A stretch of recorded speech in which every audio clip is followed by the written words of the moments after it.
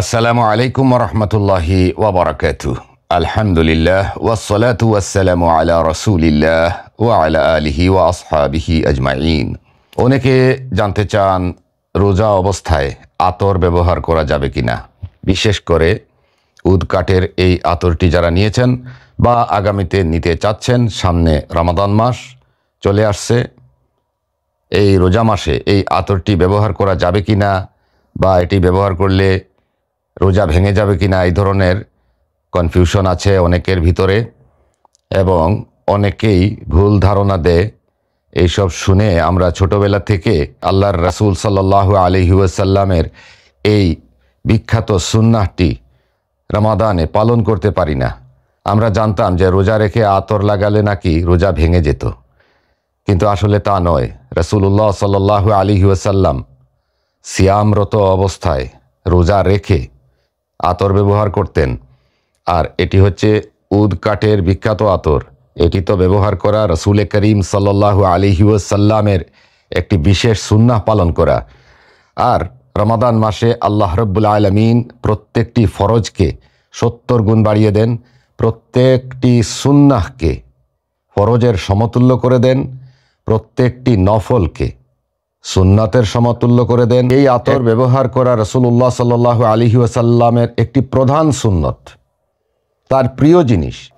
তিনটি জিনিস আল্লাহ রাসূল সাল্লাল্লাহু আলাইহি ওয়াসাল্লামের কাছে খুবই প্রিয় ছিল, তন্মধ্যে একটি হচ্ছে বিখ্যাত এই আতর। এই আতর রোজা অবস্থায় ব্যবহার করা যাবে, কোনো অবস্থায় রোজা ভাঙবে না। আপনার যখন খুশি তখনই হাতের তালুতে লাগিয়ে আপনার নাকে লাগাবেন, শরীরে লাগাবেন, কোনো সমস্যা নাই, রোজা ভাঙবে না। এটা লাগালে রোজা ভাঙার কোনো প্রশ্নই আসে না।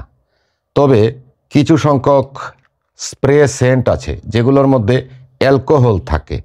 অ্যালকোহল হচ্ছে মদ জাতীয় একটি জিনিস, যেটি স্পিরিট জাতীয় জিনিস। ওইগুলো তখন ব্যবহার না করাই ভালো। যেগুলো স্প্রে সেন্ট এগুলো ব্যবহার না করা ভালো। যেটি তেল জাতীয় জিনিস এটি ব্যবহার করা যাবে।